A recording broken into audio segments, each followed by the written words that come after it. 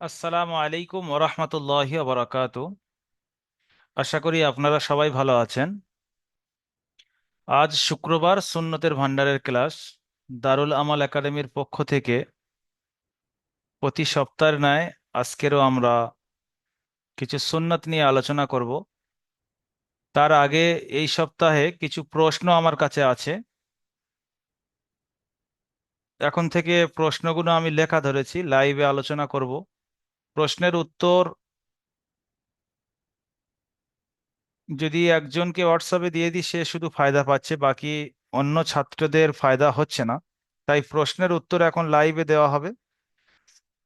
এক ভাইয়ের প্রশ্ন ছিল যে আমরা যে সমস্ত নামাজগুলো পড়ে থাকি সেই সমস্ত নামাজের নিয়ত কিভাবে করব। আজকে এই বিষয়টা নিয়ে প্রথমে আলোচনা করব, নামাজের নিয়তের বিষয়। সর্বপ্রথম আমাদের জানতে হবে নিয়ত কাকে বলে, নিয়তটা কি জিনিস। নিয়ত মুখ থেকে উচ্চারণ করে বলা জরুরি না অন্তর থেকে ভেবে নিয়ে নেওয়াটা নিয়ত, এই বিষয়গুলো আমাদের জানতে হবে। নিয়ত হলো দিলে দিলে ভেবে নেওয়া, অন্তরে ভেবে নেওয়ার নাম হলো নিয়ত।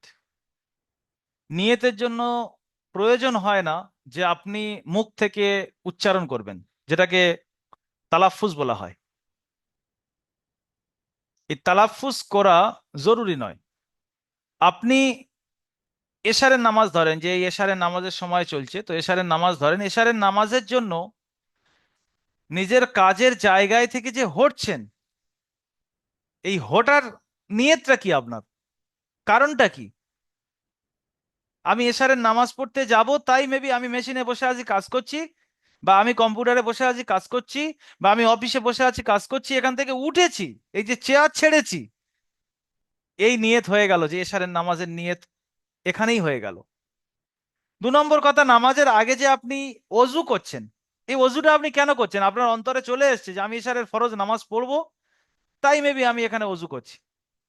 এই ভেবে নেওয়াটার নাম হলো কিন্তু নিয়ত।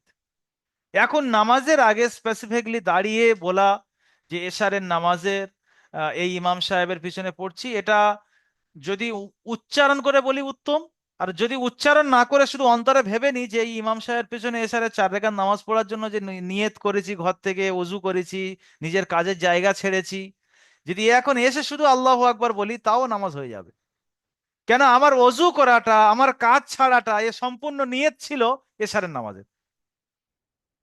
তা নাহলে কেন আমি কাজ ছাড়লাম, আমার কাজ থেকে জুদা হলাম, অজু করলাম, রাস্তায় হেঁটে গেলাম মসজিদ পর্যন্ত, বা বাড়িতে নামাজ পড়লে মুসল্লা পর্যন্ত গেলাম, বা আমি যেখানে নামাজ পড়ি সেই মুসল্লা পর্যন্ত তো আমি পৌঁছেছি এশারের নামাজ পড়বো বলে, তবে তো ওই জায়গায় গিয়েছি, ওটাই নিয়ত হয়ে গিয়েছে।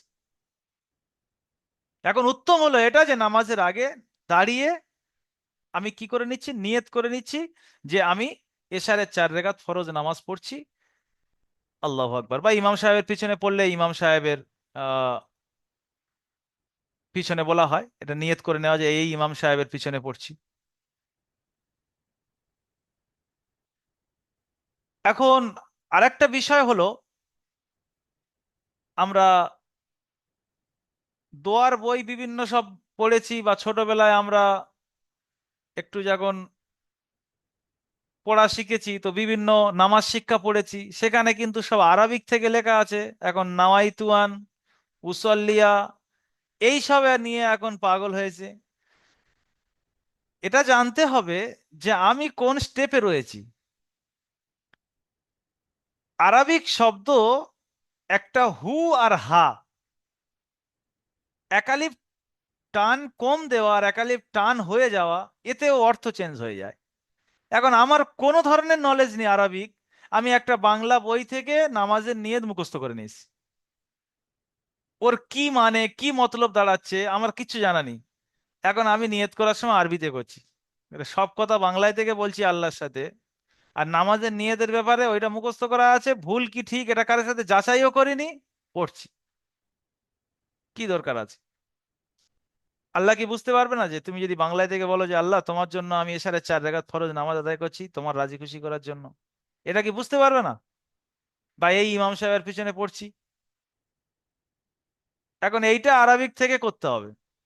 সব থেকে উত্তম হলো আপনাদের জন্য, যেহেতু আপনাদের আরবিক সম্পর্কে নলেজ কম, আপনারা বাংলা থেকে নিয়ত করবেন। আরবি যাদের মুখস্থ আছে সেটা প্রথমে যাচাই করেন যে সঠিক মুখস্থ আছে কিনা। বাংলায় থেকে কবে মুখস্থ করেছিলেন সেটা কি সঠিক? একটু টান কোনো জায়গায় নেই, আর আপনার যদি টান হয়ে যায়, কোনো জায়গায় আছে নাওয়াই তু, আপনার যদি নাওয়াই তা হয়ে যায়, তুটা হলো মোতাকাল্লিমের সিগা, তাটা হলো হাজিরের সিগা। তো এই যে সিগা চেঞ্জ হয়ে যাবে মানে পুরো অর্থ চেঞ্জ হয়ে যাবে। সেখানে আপনার এশারের নামাজ পড়তে গিয়ে দেখা যাবে কি বলতে কি বলেছেন আপনি নিজেই জানেন না। আর যদি শুধু এতটুকু বলা হয় যে আমি এশারের 4 রাকাত ফরজ নামাজ আল্লাহ তোমার রাজি খুশি করার জন্য পড়ছি, আল্লাহু আকবার, বাংলায় থেকে, তাহলে আজকে আমরা বুঝতে পারলাম যে আরবিক নিয়ত করা আমাদের জন্য ঠিক নয়। আমি এটা বলবো না যে আরবিক নিয়ত করো না। যদি আপনার আরবিক মুখস্থ আছে, সেটা কোনো আলেমের কাছ থেকে যাচাই করেছেন সঠিক, করতে পারেন করেন। কিন্তু বাংলাতে করলে কি হবে না? বাংলাতে নিয়ত করলেও হবে। কারোর ফার্সি ভাষা ফার্সিতে নিয়ত করলে হবে, কারোর আরবিক ভাষা সে আরবিক থেকে নিয়ত করুক, আমাদের বাংলা ভাষা আমরা বাংলায় থেকে নিয়ত করব, কোনো অসুবিধা নেই। এতে নামাজের যে সওয়াব কম হবে তাও কোনো ব্যাপার নয়। তাহলে আমরা চেষ্টা করব বাংলায় থেকে নিয়ত করার, যতটুকু আমি জানি। কোনো এর জন্য আর কোনো সোজা ভাষা নেই যে এই রকম বলতে হবে। আপনি যেরকম ভাবে পারেন উল্টে বলেন যে আল্লাহ তোমার রাজি খুশি করার জন্য এশারের পড়ছি, বা আগে বলেন এশারের নামাজ পড়ছি আল্লাহ তোমার রাজি খুশি করার জন্য এই ইমাম সাহেবের পিছনে 4 রেকাত। রেকাতটা না বললেও চলে, কেন? ওটা তো মোতায়েন আছে, ফের আপনি খাস কেন করবেন? এশারের 4 রেকাত ফরজ নামাজ, ওটা তো আছেই খাস। আপনি বললে বা না বললে বাই তো 4 রেকাত হবে। হ্যাঁ, যখন কসরে আছেন তখন কসর নিয়ত করছেন, তখন তো অটোমেটিক 2 রেকাত হয়ে যাচ্ছে। তাহলে নিয়তের ব্যাপারটা আমরা বুঝলাম, অন্তরে অন্তরে ভেবে নেওয়ার নাম নিয়ত। মুখ থেকে উচ্চারণ করাটা জরুরি নয়, যদি উচ্চারণ করেন তো ভালো, কোনো অসুবিধা নেই। আর এটা বাংলা থেকে হওয়া আরো ভালো, আরবিকের পিছনে না পড়া।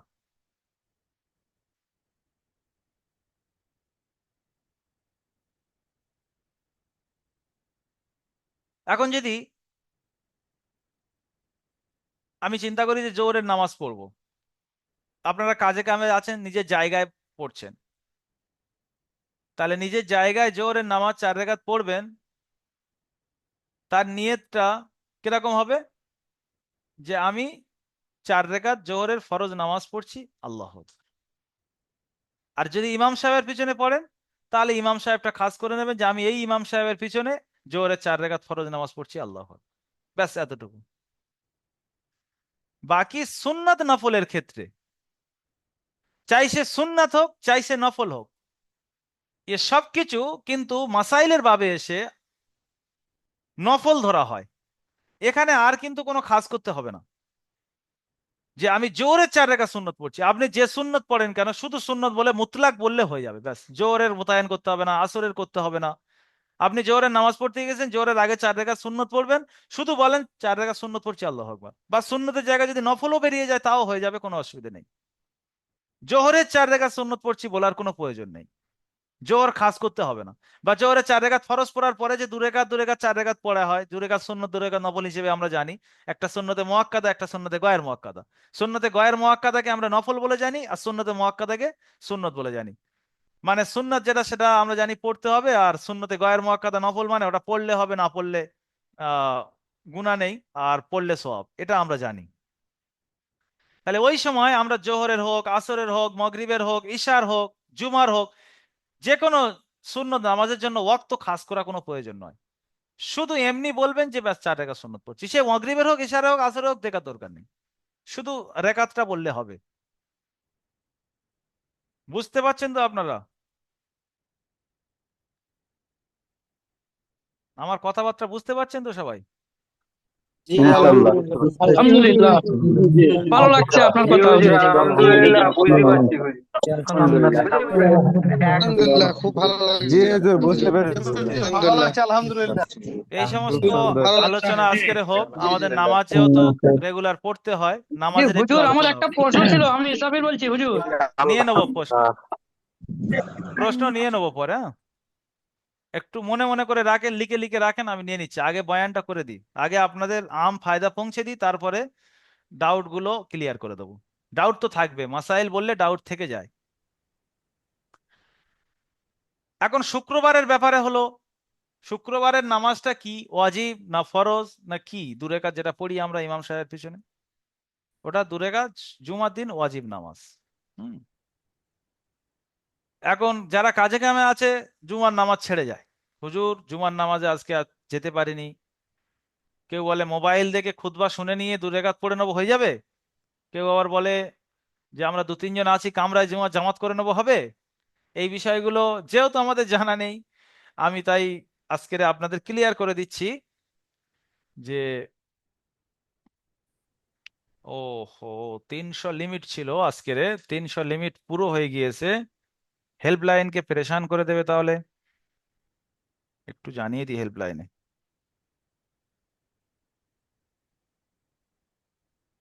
আসসালামু আলাইকুম রহমতুল্লাহ। জি, আজকে জুমে 300 লিমিট ছিল, 300 লিমিট পর্যন্ত আমি পে করেছিলাম আজকে জুমে। তো 300 লিমিট পুরো হয়ে গিয়েছে। অনেক ছাত্র হয়তো আপনাকে জানাবে হুজুর জুমে ঢুকতে পারছি না, তো বলবেন রেকর্ডিং থাকবে, রেকর্ডিং দেখে নেবেন। লিমিট শেষ হয়ে গিয়েছে, দেরিতে আসার কারণে আপনি আর ঢুকতে পারবেন না। আচ্ছা, আমাদের জুমের পেটা এবার বাড়াতে হবে, সে বিষয়ে খেয়াল রাখবো আমরা আগের সপ্তাহ থেকে। তো একটু যারা মেসেজ করবে তাদেরকে একটু সান্ত্বনা দিয়ে দেবেন যে রেকর্ডিং থাকবে, দেখে নেবেন, যেহেতু আপনি লেটে এসেছেন আর ঢুকতে পারবেন না, 300 পর্যন্ত লিমিট।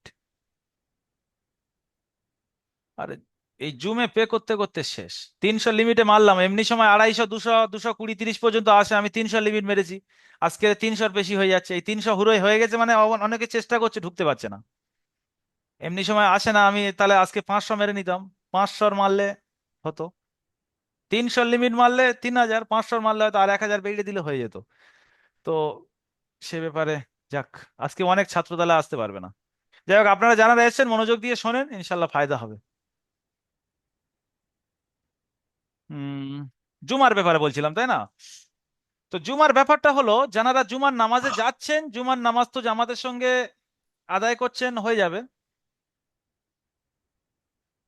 আর যদি ছেড়ে যায় জুমার নামাজ, গিয়েছেন দেখছেন জামাতটা হয়ে গিয়েছে, বা আপনি যেতেই পারেননি, এমনটা জায়গায় কাজ করছেন, সেই কাজের জায়গা থেকে জুমার মসজিদ এমনটা দূরে যে যাওয়াটা সম্ভব হয়নি আপনার, তো সেই ক্ষেত্রে আর কিন্তু জুমার নামাজ হবে না আপনার। আপনার কাছে ফিরে আসবে জুমার বদলে জোহর। এটা জুমা কিন্তু জোহরের বদল। তা যখন আপনি জোহর জুমা পাননি, এইটার বদলে এইটা করা হচ্ছে, তাহলে যখন এটা পাচ্ছেন না, তার মানে কি ফিরে আসবে এটাই। তো আপনার তখন জোহর চলে আসবে, আর আপনার 2 রাকাত নেই, এবার আপনাকে 4 রাকাত জোহরের নিয়েতে পড়তে হবে। যে আমি জোহরে 4 রাকাত ফরজ নামাজ পড়ছি, যেহেতু জুমার নামাজ আপনি পাননি, মানে জুমা আপনার থেকে সাকিত হয়ে গিয়েছে। জুমার নামাজের শর্ত নিয়ে বয়ান করলে আবার লম্বা হয়ে যাবে, জুমার নামাজের অনেক শর্ত রয়েছে। মুসল্লিরও পরিমাণ আছে, সেখানে গ্রামে এত মানুষ থাকতে হবে, খুতবা হতে হবে, এসব শর্ত। একা একা যদি কেউ বলে জুমার নামাজ পড়বো, হবে না। কেউ যদি মনে করে খুতবা ছাড়া জুমা পড়বো, হবে না। খুতবা আবার বাকায়দা দিতে হবে, ওই মোবাইল থেকে কেউ বলে যদি মোবাইল থেকে শুনে নেবো, ওটাও হবে না। তো জুমার নামাজের শর্ত রয়েছে। একটা মহল্লা হতে হবে, সেই মহল্লাটা বড় হতে হবে, তবে তার মধ্যে জুমার মসজিদ হয়, তাছাড়া জুমার মসজিদ হয় না। লকডাউনে ওটা ব্যতিক্রম ভাবে মুফতিয়ানে কেরাম ইজাজত দিয়েছিল যে আপনার বাড়ির ছাদে 5 জন 7 জন নিয়ে করা, ওটা লকডাউনের ব্যাপার ছিল, ওটা কিন্তু আম ইজাজত নয়। এখন কিন্তু আবার জুমার নামাজ ওই রকম ভাবে 5 জন নিয়ে আপনি ছাদের উপর পড়বেন, আর হবে না। ওটা উজুরের কারণে হয়েছিল।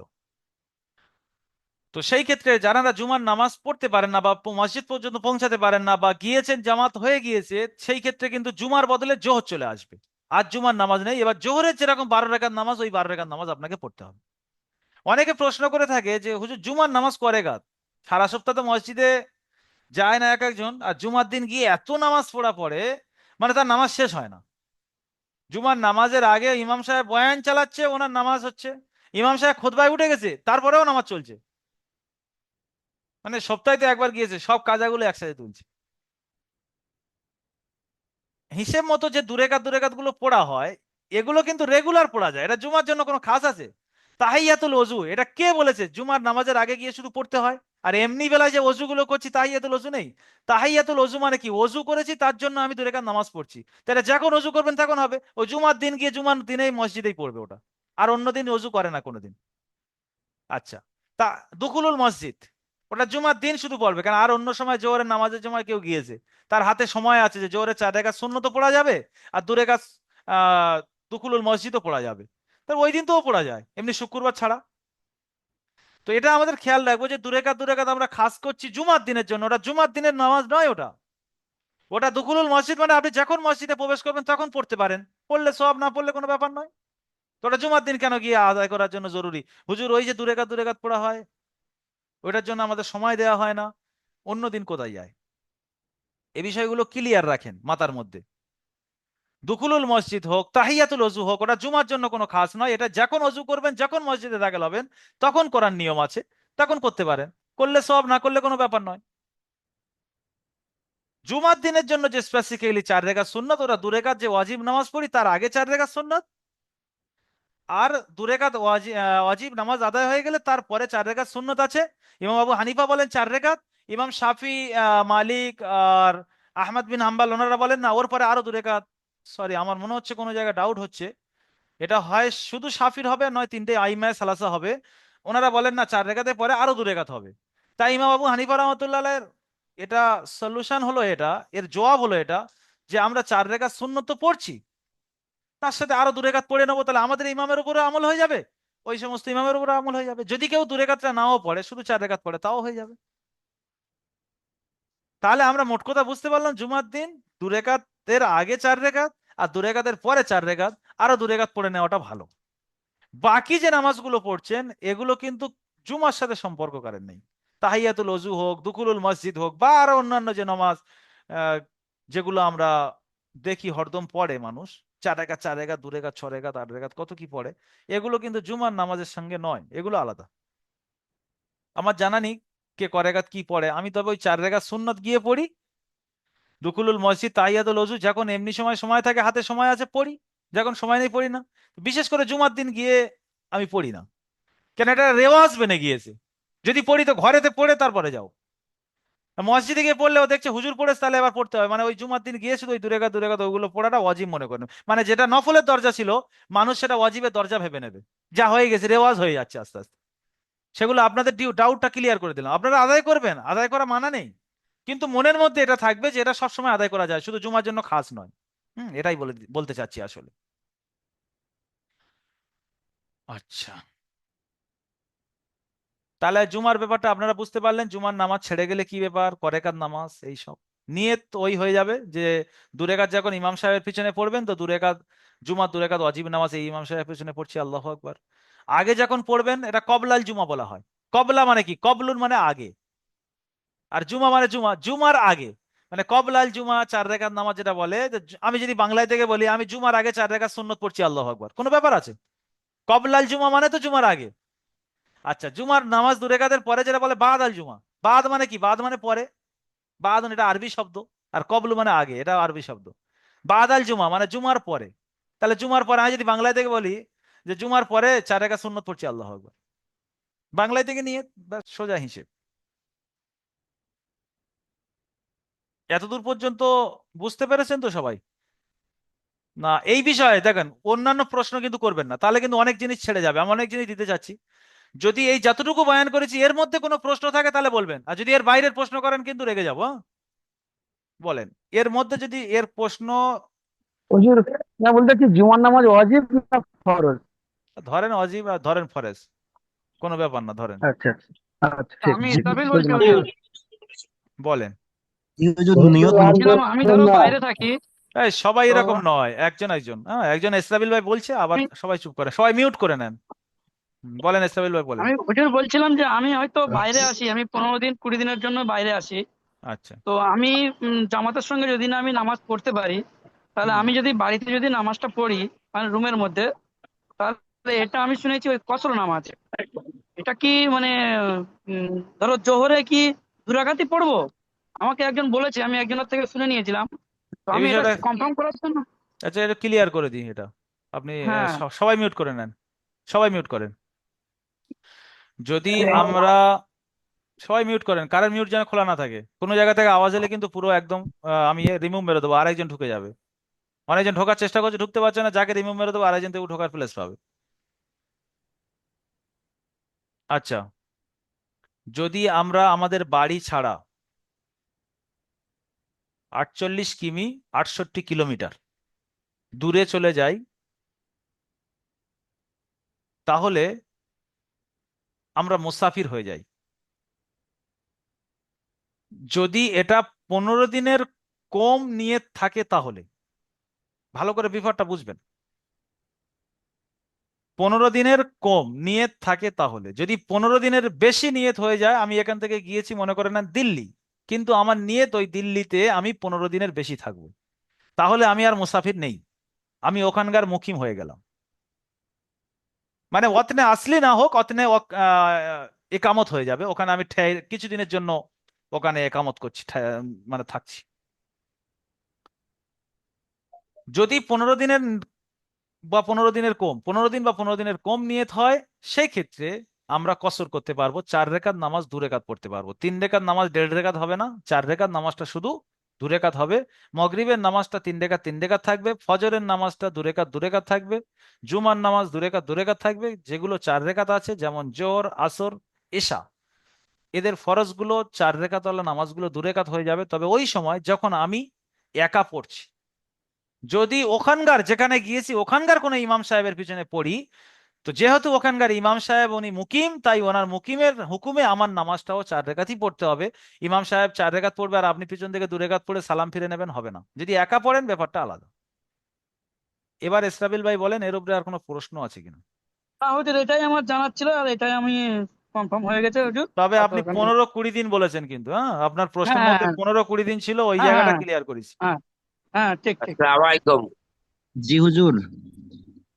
ওয়ালাইকুম আসসালাম, বলেন। বলছিলাম আমার আপনারা শিপে চাকরি করি, তো আমরা তো 7 মাসের জন্য যাই আর কি। তো ধরেন আমেরিকা, ইউরোপ, 15 দিনের ট্রিপ থাকে, 10 দিনের ট্রিপ থাকে। তাহলে আমাদের এটা কি কসর হবে না অন্য কিছু হবে স্যার? যদি এক জায়গায় 15 দিনের নিচে থেকে যান, তাহলে ওটা কসর হয়ে যাবে। মনে করেন আমি দিল্লি গিয়েছি, কিন্তু দিল্লির আশেপাশে কয়েকটা শহর ঘুরতে হবে আমার, মানে এখান থেকে ফের ওখানে চলে যাবো, ওখান থেকে ওখানে চলে যাবো, কিন্তু এখান থেকে যে ওখানে যাচ্ছি ওটা 15 দিনের কমে আছে, তাহলে সব সময় কসর থাকবে। মনে করেন আমি এখানে দিল্লি গিয়েছি, দিল্লিতে আমি 15 দিনের কম থেকেছি, ফের ওখান থেকে আমার চলো মুম্বাই, মহারাষ্ট্রে চলে গেলাম, মহারাষ্ট্রে ওখানে গিয়ে ফের 15 দিনের কম, তাহলে সব সময় কিন্তু আমার কসর চলছে। বুঝতে পারছেন? হুম। আমরা এক একটা দেশে 2 দিন 3 দিনের বেশি থাকি না আর কি, তাহলে 2 দিন। আপনার সব সময় কসর চলবে। আচ্ছা, ঠিক আসসালামু আছে। আলাইকুম হুজুর। আমি ওয়ালাইকুম আমিরুল আসসালাম, বলছি। বলেন। বলছি, জুমার আগে ব্যাপারটা হচ্ছে, জুমার আগে জুমার দিন সকাল থেকে হুম। জুমার খুতবা আগে অবধি, হুম। মানে যত সুন্নাত নফল নামাজ আর কি পড়া যাবে, যতটুকু পারি। এই এমনি দিনও তো আর পড়া যায়, জুমার দিন কেন শুধু খাস? না, জুমার দিনের ব্যাপারটা ওটা আমি ডিক্লেয়ার করছি আর কি। এমনি দিন ওটা আমি বলছি না। এমনি দিনও পড়বেন। সুন্নত নফলের কোনো সময় আছে? শুধু 3টে আ- সময় বাদে সব সময় নামাজ পড়া যায়। সে 3টে সময় কি? 1 নম্বর হলো যখন সূর্যটা তুলু হচ্ছে, মানে একদম ফজরের সময়, যেটা বলে না 10 মিনিট নামাজ পড়া যায় না। আর যখন সূর্যটা গুরুব হচ্ছে, মানে ডুবছে, মানে মগরিবের একদম বেআইনি মগরিবের আজানের একটু আগে, ওই সময় নামাজটা চলে না। আর একদম যখন সূর্যটা মাথার ওপর থাকে, ইস্তিওয়ায়ে শামস বলা হয়, একদম সূর্যটা মাথার উপরে, মানে একদম ভরা দুপুরে, না ছাঁ এদিকে না ওদিকে, পুরো মাথায়, তখন এই 3টে সময় বাদে আপনি যখন খুশি যে বার হোক, শুক্র শনি রবি সোম মঙ্গল বুধ বৃহস্পতি, সব সময় নফল পড়তে পারবেন। আর একটা আসসালামু জিনিস আলাইকুম। আর একটা আসসালামু জিনিস আলাইকুম। আমার একটা উজু থাকলো, উজু ছিল একটা। আমাকে জি হুজুর, বলবেন। আপনি সুযোগ দিন, আপনি সুযোগ দিন, এইভাবে একের পর এক বললে কিভাবে হবে? আপনি সুযোগ। এই তো সুযোগ দেওয়ার, আপনি বলার আগে আমি ক্লিক করে নিয়েছি, যখন সকলে একসাথে ক্যাংম্যাং করছে। এবারে আমি যাদের হাত তোলা আছে সিস্টেম, তাদের প্রশ্ন নেবো। আর যে ভাইটা বলছিলেন, ওনার প্রশ্নটা কিন্তু শেষ হয় না, উনি হাত তোলেন। কি নাম ছিল? হাত তোলেন।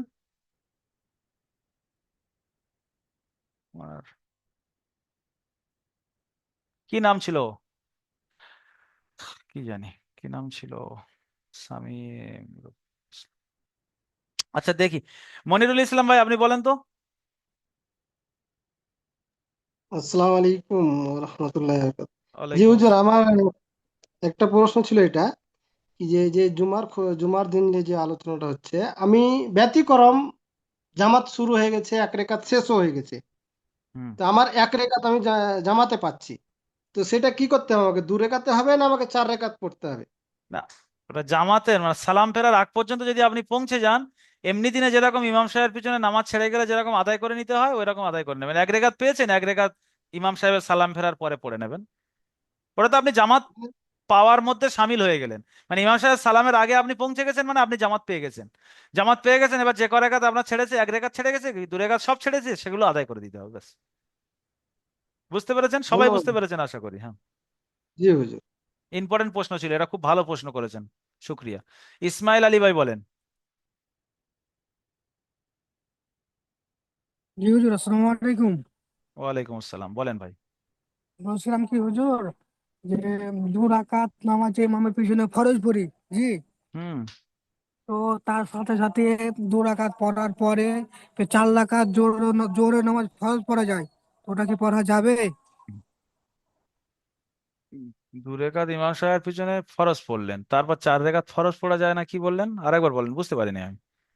4 রাকাত জোরে ফরজ পড়ায় ইমাম সাহেবের পিছনে জামাতের সাথে, ওটা কি হবে? প্রশ্নটা ফের শুরুতে শুরু করেন। বলছিলাম কি, ইমামের পিছনে 2 রাকাত ফরজ পড়লাম, ঠিক আছে, কোন ইমামের পিছনে? কিসের নামাজ? ওটা জুম্মার নামাজ 2 রাকাত। জুমার নামাজ 2 রেখাত ইমাম সাহেবের পিছনে পড়লেন শুক্রবার, তারপর কি করলেন? তারপরে ফের জোহরের নামাজটা 4 রাকাত ফরজ পড়ায় জামাতের সাথে, তো ওটা কি পড়া যাবে? কে পড়ায় 4 রেখাত ফরজ?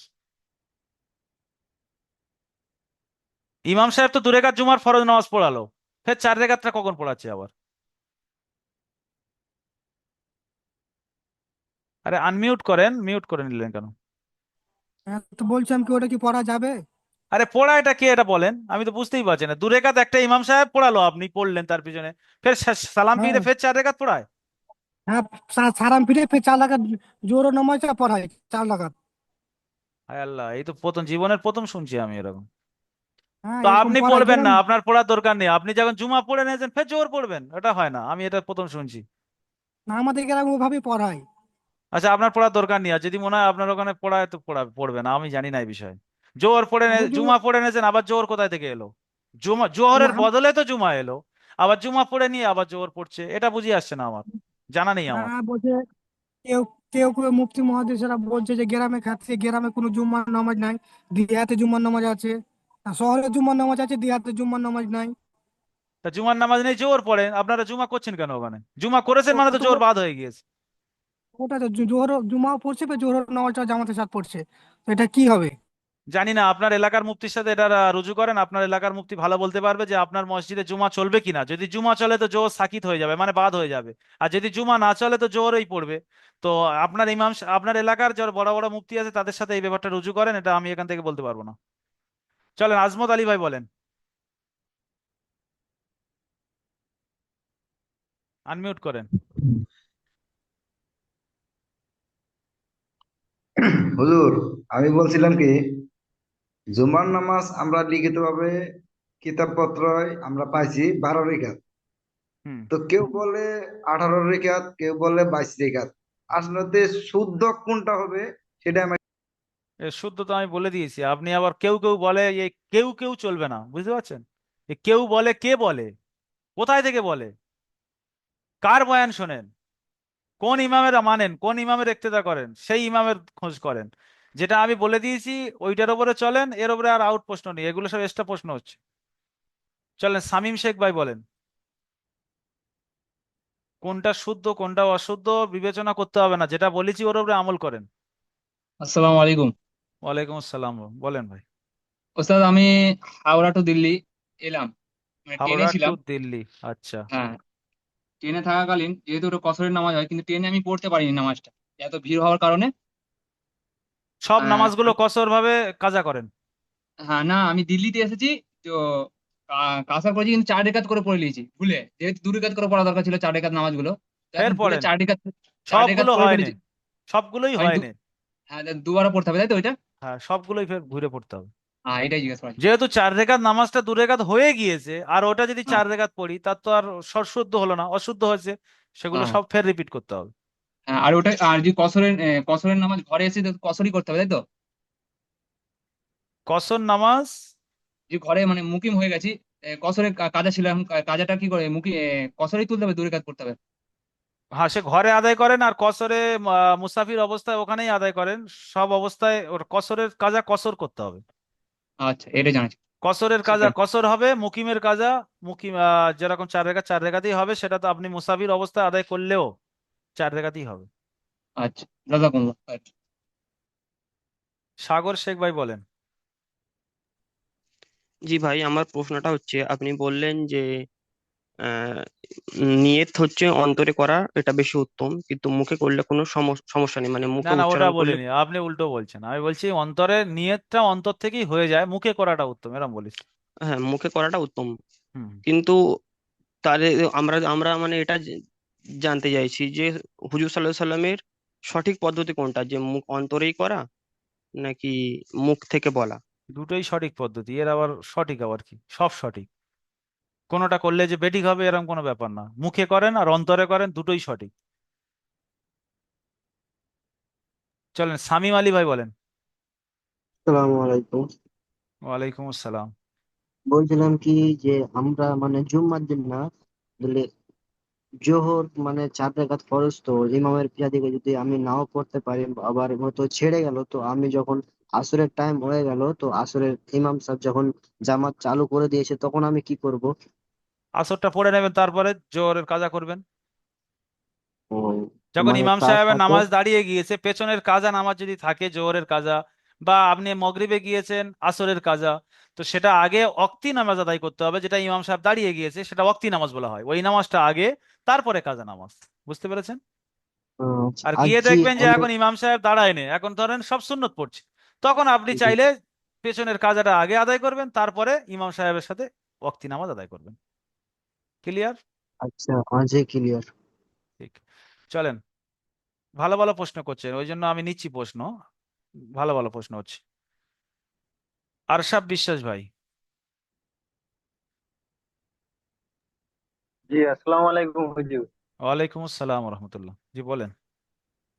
হুজুর, আমি একটা কথা বলছি যে নামাজ ধরো 5 ওয়াক্ত, 5 ওয়াক্ত নামাজে কি সব একই দোয়া পড়লে, একই সূরা পড়লে কি চলবে? আমি ধরো কোনো সূরা জানিনি, আমি একই সূরা পড়ছি। আপনার শুধু দুটো সূরা মুখস্থ আছে, দুটো সূরা বারবার রিপিট করেন, কোনো অসুবিধা নেই। 4টে সূরা মুখস্থ আছে, 4টে সূরা রিপিট করেন, কোনো অসুবিধা নেই। তবে একটা সূরা মুখস্থ থাকলে 4 রেখাতে ওই একটাই সূরা পড়তে পারেন, কিন্তু মকরু হবে। চেষ্টা করা ওই একটা সূরা আপনার মুখস্থ আছে 4 রেখাতে, ওই একটা সূরা বারবার পড়েন, হয়ে যাবে। কিন্তু চেষ্টা করা যে আরো 3টে মুখস্থ করে নেওয়া। মুখস্থ করার জন্য আপনাকে সর্বদা চেষ্টায় থাকা, তাহলে ঠিক আছে। আর না হলে সর্বদা আপনি মকরু আমল করছেন। মকরু মানে হলো শরীয়তের দৃষ্টিতে ওটা অপছন্দনীয়, না করা দরকার, সেটা আপনি করছেন, এরকম। যে গুনাহ হবে সেরকম ব্যাপার নয়, তবে মকরু, সুন্নতের খেলাফ। সুন্নতের খেলাফ নামাজের মধ্যে একটা উসুল হলো, সুন্নতের খেলাফ মানে মকরু, সেই হিসেবে মকরু আছে। চলেন এনডি সাইফুল ইসলাম ভাই, শরীফুল ইসলাম ভাই বলেন।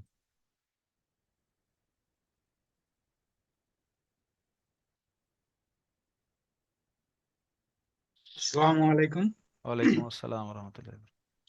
হুজুর, ফরজ নামাজ যদি কাজা হয়ে যায়, হুম। ওটা কি জোহরের আগে পড়া যাবে না জোহরের পরে পড়তে হবে? ফরজ নয়, ওটা ফজরের নামাজ যদি কাজা হয়ে যায় জোহরের, হ্যাঁ, ওই তো এর আগেই একজন প্রশ্ন করলো, গিয়ে দেখছেন ইমাম সাহেব হ্যাঁ, দাঁড়িয়ে গিয়েছে নামাজে, তাহলে জোহরটা আগে আদায় করতে হবে। বা ঘরে পড়ছেন একা, সেখানে তো ইমাম সাহেবের কোনো ব্যাপার নেই, আগে ফজরেরটা পড়েন তারপরে জোহরেরটা পড়েন। আর যখন দেখছেন ইমাম সাহেব দাঁড়িয়ে গিয়েছে, তাহলে আগে জোহরটা পড়ে নেন, জোহরের পরে ফজরটা পড়বেন। এটা আগের আর ভাইয়ের হুজুর, প্রশ্ন ছিল এটা। হ্যাঁ, আরেকটা হুজুর, আমি ইমামের সঙ্গে পড়ছি নামাজ। হুম। তাহলে 4 রেকাত, সাপোজ জোহরের 4 রেকাত পড়ছি, হুম। তাহলে ইমাম সাহেব সূরা ফাতিহা পড়ছে। সূরা ফাতিহার পরে দ্বিতীয় যখন সূরা পড়ছে, ইমাম সাহেব, তখন কি আমাদের দ্বিতীয় সূরার সঙ্গে কোনো সূরা মিলাতে হবে সূরা ফাতিহার পরে? ইমাম সাহেবের পিছনে পড়ছেন, আপনি সূরা পড়বেন। ইমাম সাহেবের পিছনে পড়ছেন অথচ আপনি সূরা পড়বেন, তাই তো? হ্যাঁ, তাহলে কি মানে কোনো সমস্যা হবে? আমি জানি না, এটা ঠিক মানে একতলাফি মসলা আছে, কেন অনেকে আছে ইমাম সাহেবের সাথে সাথে সূরা কেরাত পড়ে, আর আমরা আছি ইমাম সাহেবের সাথে সাথে পড়ি না। তবে জানারা এই বিষয়টা আপনি আপনার ইমামের কাছ থেকে জেনে নেবেন, মসজিদের ইমামের কাছ থেকে ভালো হবে।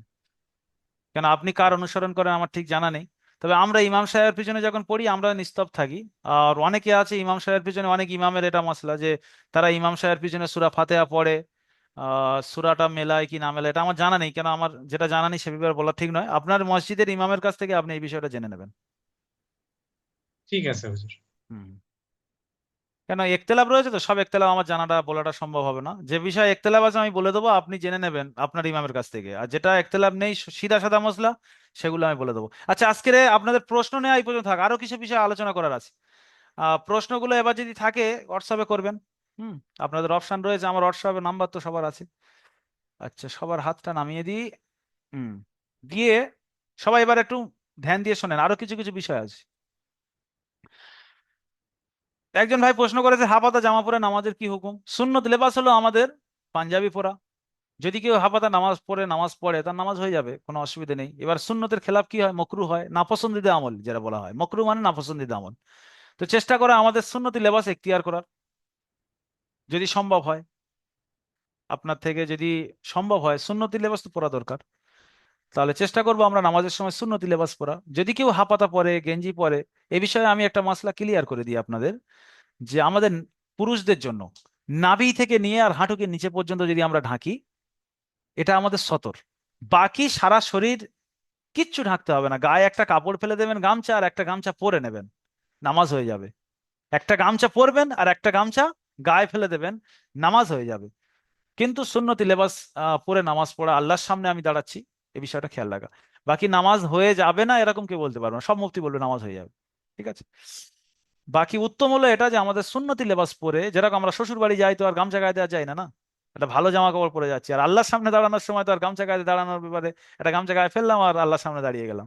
শ্বশুর বাড়ি যাওয়ার সময় আলমারির ভিতর থেকে তোলা জামা পরে, ওই জন্য আমরা একটা দারুমে একটা ওস্তাদকে দেখতাম, উনি যখন নামাজ পড়তে যেত একদম জুব্বা টুব্বা সুন্দরভাবে পরে, বলে আমি আমার আল্লাহর সঙ্গে দেখা করতে যাচ্ছি, মানে আমার ড্রেসটা কত উত্তম হওয়া উচিত। উনি প্রতি ওয়াক্তে হচ্ছে গিয়ে নতুন নতুন জামা কাপড় পরে নামাজ পড়তে যাবে। তো বড় হুজুর ছিলেন, আল্লাহর সাথে দেখা করতে যাচ্ছে, এটা রিয়েল যে নামাজে দাঁড়াচ্ছি মানে আমি আল্লাহর সাথে দেখা করতে যাচ্ছি, আল্লাহর সঙ্গে আমি সম্পর্ক করতে যাচ্ছি। তো সে বিষয়টা খেয়াল রাখা। বাকি যারা এমনি ফুল হাতা হোক, হাফাতা হোক, গেঞ্জি হোক, যেগুলো পরে আমরা এমনি কাজ কাম করি, ওতে নামাজ পড়া যাবে, নামাজ হয়ে যাবে, কোনো অসুবিধা নেই। জুমার নামাজ ছেড়ে গেলে কি করণীয়, এর উত্তর হয়ে গেছে, নামাজ কোন জায়গায় নজর রাখা নিয়ে। আচ্ছা, একটা ভাই প্রশ্ন করেছে নামাজে আমরা কোন কোন জায়গায় নজর রাখবো, এই বিষয়গুলো আমাদের জানা দরকার। আর সে ভাইটা এরকম বলছে যে উনি জানে আর কি, প্রশ্ন থেকে বোঝা গেল উনি জানে। এটা মনে করছে যে মসজিদে গিয়ে দেখছে অনেক ভাইয়ের নজর অন্যদিকে থাকে, বা সেজদায় গিয়ে চোখ বুজিয়ে থাকে, দাঁড়িয়ে চোখ বুজিয়ে থাকে। তো এই বিষয়টা হুজুর বলে দেবেন, মানে অন্যজনের ফায়দার জন্য উনি বলেছে, আমার প্রশ্নটা দেখে মনে হয়েছে এটা আর কি। তো যাই হোক, আপনাদের ফায়দা হোক। দাঁড়িয়ে আছে, নামাজের মধ্যে দাঁড়িয়ে অবস্থায় রুকুই থেকে ওঠেন, সেটাও দাঁড়ানো অবস্থা, আর আপনি নিয়ত করেছেন আল্লাহ আকবার বলে দাঁড়ানো অবস্থায় সাজদার দিকে নজর থাকবে। দাঁড়ানো অবস্থায়, যখন নামাজের মধ্যে দাঁড়ানো অবস্থায় সেজদার দিকে নজর থাকবে। যারা বসে নামাজ পড়ে, ওই বসার সময় কিন্তু ও নজর থাকবে সেজদায়। আপনি বসে নামাজ পড়ছেন আল্লাহ আকবার বলেছেন মানে কিন্তু ওটা দাঁড়ানো অবস্থায় আছেন মনে করেন। আপনার দাঁড়ানোটা কষ্টকর হয়েছে বলে আপনি কোথায় কি করছেন, বসে নামাজ পড়ছেন। এখন বসে কিন্তু কোলের ওপর নজর রাখলে হবে না, ওই সেজদার জায়গায় নজর রাখতে হবে। আচ্ছা, রুকুতে গিয়েছেন, কোথায় নজর রাখবেন? দুই পায়ের যে বৃদ্ধ আঙুল আছে, এই বৃদ্ধ আঙুলের মাঝখানে রাখবেন। হয় বৃদ্ধ আঙুলের উপরে, নয় দুই পায়ের বৃদ্ধ আঙুলের মাঝখানে। নজরটা যেন ওখানে থাকে, কেউ চোখ বুজিয়ে থাকবে না, যে রুকুতে গিয়েছে চোখ বুজিয়ে আছে। নামাজের নিয়ত করে আল্লাহ আকবার বলে চোখ বুজিয়ে সূরা পড়ছে, মানে চোখ বুজিয়ে না করা, চেষ্টা করা চোখ খুলে রাখার। চোখ বন্ধ রাখাটা নামাজের মধ্যে ঠিক নয়, চোখ খুলে রাখবেন। তবে হ্যাঁ, যদি চোখ বন্ধ করলে সেই জান্নাত আর জাহান্নামের মধ্যে আপনি আরোহণ করতে পারেন। মানে ইমাম সাহেব এমন একটা কেরাত ধরেছে, ওই কেরাতের মানে মতলব আপনার পুরো জান্নাতে নিয়ে চলে গিয়েছে। জান্নাতের মধ্যে পুরো ঘুরছেন, জাহান্নামের মধ্যে ঘুরছেন, জাহান্নামের আয়াত আয়াত চলছে, তো জাহান্নামের ভয়ে আপনার অন্তর পুরো কেঁপে যাচ্ছে, চোখ থেকে পানি বেরিয়ে যাচ্ছে। আর জান্নাতের আয়াত বর্ণনা হচ্ছে, তো জান্নাতের খুশিতে জান্নাতের বাগানের মধ্যে আপনি পুরো প্রবেশ করে গিয়েছেন। ওই ক্ষেত্রে যদি চোখটা বন্ধ হয়ে যায় তো অসুবিধা নেই, যেন চোখ বন্ধ করলে আমি জান্নাতের মধ্যে ঢুকে যাচ্ছি, মানে পুরো নামাজের মধ্যেই ঢুকে যাচ্ছি আমি, ধ্যান ধারণা সবকিছু নামাজের মধ্যে আছে, সেই ক্ষেত্রে আলাদা বিষয়। আর এমনি সুস্থির কারণে চোখ বন্ধ করে চুপচাপ আছি, আরামের জন্য, চোখ খুলে রাখা একটা কষ্ট। চোখটা বন্ধ করে রাখবেন, দেখবে সেজদায় গিয়ে চোখ বন্ধ করলে কি সুন্দর লাগে। যদি ওই চোখ বন্ধ করাটা মনে হয় যে জান্নাতে জাহান্নামের মধ্যে ঘুরছেন, আখেরাতের পুরো মানজার গুলো সামনে চলে আসছে, কিয়ামতের মানজার সামনে আসছে, কবরের হলনাক সামনে আসছে, সেক্ষেত্রে ব্যাপারটা আলাদা। তাহলে রুকুতে গেলেন কোথায় দেখবেন, আর দাঁড়িয়ে কোথায় দেখবেন, রুকুতে উঠে হোক বা নিয়ত বেঁধে, সেটা বলে দিলাম। সেজদাতে গিয়ে নাকের এই নাকের দিকে নজর রাখবেন, সেটা দিকে চোখ বন্ধ নয়, চোখ খোলা রাখবেন, এই নাকের দিকে নজর রাখবেন। আর নাকটা তো জমিনের থেকে থাকে, কপাল আর নাক। হুম, মোটামুটি চেয়ে থাকবেন, নাকের দিকে চাওয়ার চেষ্টা করবেন যে আমি চেয়ে আছি, নাহলে সেজদায় গিয়ে বেশিরভাগ মানুষ চোখ বন্ধ করে নেয়, ঠিক নয়। বাকি এবার তাশাহুদ, যখন আপনি দুই সেজদার মাঝখানে বসেছেন, বা আত্তাহিয়াত পড়ার জায়গায় বসেছেন 2 রেখাতে বা 4 রেখাতে, বা মাগরিবের নামাজে 3 রেখাতে, বিতির নামাজে 3 রেখাতে, ওই ক্ষেত্রে কোলের ওপর নজর থাকবে, নজরটা কোলের ওপরে থাকবে তাশাহুদের ক্ষেত্রে বা দুই সেজদার মাঝখানের ক্ষেত্রে, তাশাহুদ পড়ার সময়, যেটাকে বৈঠক বলা হয়, প্রথম বৈঠক হোক বা দ্বিতীয় শেষ বৈঠক হোক। এই কটা তো জায়গা, আর কোনো জায়গা নেই। একটা হলো দাঁড়িয়ে, একটা রুকুতে, একটা সেজদাতে, আর একটা হলো বৈঠকে। ক জায়গা নজর রাখবেন বলে দিলাম। এবারে হলো আমাদের নামাজ বহুদিন কালের ছেড়ে আছে, কাজা নামাজ কিভাবে তুলবো। এতদিন জানতাম না, কোরআন শিখিনি, কোরআন বুঝতাম না, নামাজ বুঝতাম না। এবারে একটু মহব্বত হয়েছে, নামাজে যাচ্ছি, টুকটাক নামাজের ব্যাপারে শুনছি, নামাজে আসছি যাচ্ছি, এবারে মনে হচ্ছে যে আদায় তো হচ্ছে, কিন্তু পিছনের তো বহুত নামাজ ছেড়ে আছে। নামাজের হিসেব কিয়ামতের দিন সর্বপ্রথম হবে। যার নামাজের হিসেব ঠিকঠাক হয়ে যাবে, আল্লাহর উপরে এটা ভরসা করা যায়, চাই তো আল্লাহ যদি বলতে পারে যে যাও তোমার নামাজের হিসেব ঠিক আছে, মানে তোমার সব হিসেব ঠিক আছে, যাও চলে যাও। কেন, নামাজ যারা পড়ে 5 ওয়াক্ত, তাদের সব গুনাহ থেকে নামাজ হেফাজত করে। নামাজ সমস্ত খারাপির থেকে কি করে? হেফাজত করে। সমস্ত গুনার কাজ থেকে নামাজ হেফাজত করে। তাহলে তোমার নামাজ ঠিক আছে মানে নামাজের হিসেব ঠিক আছে। আল্লাহ যদি বলে আর কি, চলো তোমার আর কোনো হিসেব নেবো না, যাও চলে যাও, তাহলে বেড়া পার। তাহলে নামাজের হিসেবটা সর্বপ্রথম যেহেতু হবে, তাহলে নামাজ আমাদের যেহেতু এখন আমরা বুঝেছি যে নামাজ পড়তে হবে, 5 ওয়াক্ত নামাজ তো পড়ছি, কিন্তু সেই ইয়ং বয়সে বদমাইশি করে নামাজগুলো ছেড়েছি, সেইগুলোর ব্যাপারে এবার ফিকির আসছে যে পিছনের নামাজগুলো কিছু তোলা দরকার আছে। যতটুকু পারি, শক্তি আছে, পিছনের নামাজ তো। আসসালামু আলাইকুম হুজুর, আমার প্রশ্নটা হলো যে আমি মনে করেন যে ফজর পড়লাম কোনো কারণে অন্য নামাজ। আচ্ছা, প্রশ্ন নেওয়া হবে, আপনার যদি প্রশ্ন নেওয়া হয় তখন বলবেন প্রশ্নটা। হুম। তাহলে এখন কাজা নামাজ কিভাবে তুলবো? কাজা নামাজের জন্য একটা খাতা করতে হবে। সর্বপ্রথম হিসেব করেন যে আপনি কবে বালিগ হয়েছেন, আর বালিগ অবস্থায় ওই ওই দিন থেকে নিয়ে আর এই পর্যন্ত কত বছর হয়েছে। এই কত বছরের মধ্যে আপনি কত বছর নামাজ পড়ছেন আর কত বছর পড়েননি। আমাদের তো হিসেব তো বছর বছর ছাড়া হবে না, আমার দিন আমাদের আসবে না, ক্যালকুলেটর মারলেই বছর পার হবে। কেউ 4 বছর, কেউ 5 বছর, কেউ 6 বছর এরকম নামাজ ছেড়ে বসে আছে। বালেগ হয়েছি মনে করেন সেই 15, কেউ 16, বা কেউ 17, 18। আগে আগে যারা বালেগ হতো 18, এখন তো 14 হয়ে যাচ্ছে। তো এই বালেগ অবস্থায় থেকে নিয়ে আর এখন আমার বয়স কত, এর মধ্যে আমি কতদিন পড়েছি আর কতদিন পড়িনি, এইটা হিসাব করে একটা খাতা করেন যে আমার 4 বছরের নামাজ ছেড়ে আছে। আপনি যদি টার্গেট নেন, এর ভেতরে যদি আপনি মরেও যান, আল্লাহ হয়তো এমন হতে পারে যে আপনাকে সব মওকুফ করে দেবে। কাজা নামাজ তোলার আমি খুব আসান সিস্টেম বলছি, এই সিস্টেমটা আপনি ধরে নেন, আপনার আসানির সাথে কাজা নামাজ উঠে যাবে, পিছনে যত কাজা নামাজ আছে সব উঠে যাবে। আপনি প্রতি ওয়াক্তে মসজিদে যাবেন, বা আপনি প্রতি ওয়াক্তের নামাজটা পড়বেন 5 মিনিট আগে যাবেন মসজিদে, বা আপনি ঘরে নামাজ পড়ছেন তো 5 মিনিট একটু বেশি সময় দেবেন নামাজের প্রতি। যদি প্রতি ওয়াক্তে আপনি 5টা মিনিট করে দেন, আপনার পিছনে সব নামাজ কয়েক বছরের মধ্যে উঠে যাবে। যদি আপনার 10 বছরের ছেড়ে থাকে, 10 বছরের মধ্যে উঠে যাবে। অথচ আসানির সাথে, ভারী লাগবে না। আমরা জোহরের নামাজ পড়তে যাই, গিয়ে দেখা যাচ্ছে 4 রাকাত সুন্নত পড়ে এখনো 5 মিনিট সময় আছে, বসে আছি কারোর সাথে গল্প করছি বা এমনি বসে আছি, ইমাম সাহেব তার 5 মিনিট পরে গিয়ে নামাজটা শুরু করছে, ওই 5 মিনিটের মধ্যে আমার একটা কাজা নামাজ উঠে যেত। আমরা সিস্টেম জানি না তাই আমাদের ওঠেনি, কিন্তু আজকে সিস্টেম জেনে যাচ্ছি মানে উঠে যাবে। কাজা নামাজ তোলা খুব সহজ। আমি নিজে তুলি, আমি তো জেনারেল লাইনের ছাত্র ছিলাম, পরে গিয়ে মাধ্যমিক, পরে তারপরে মাদ্রাসায় গিয়েছি। যখন মাধ্যমিক পড়িস তখন কি আর সব নামাজ পড়েছিলাম? আমি আমি হিসেব করে খাতায় লিখে সেগুলো আমি আদায় করেছি। যেখান থেকে বালিগ হয়েছি, আমার যেটা নামাজ ছেড়েছিল লিখে লিখে আমি আদায় করেছি। তা আপনাদেরও সিস্টেমটা জানিয়ে দিচ্ছে। আজকে একটা ভাই যে প্রশ্ন করেছে, এই সেই ভাইয়ের অনেক নেকি হবে।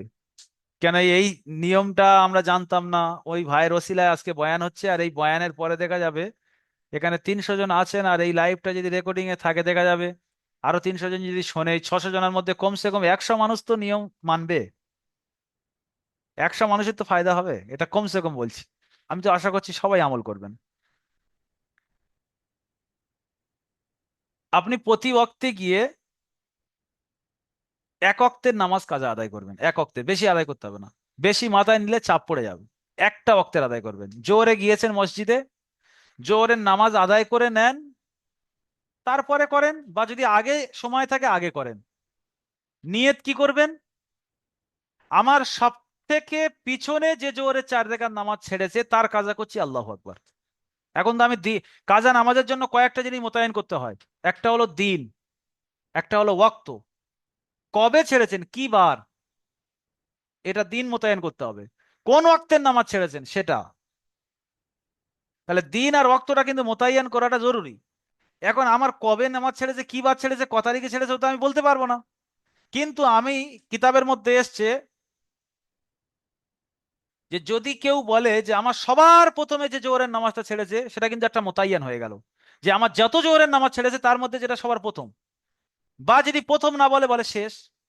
তাহলে আপনারা যদি দেখেন,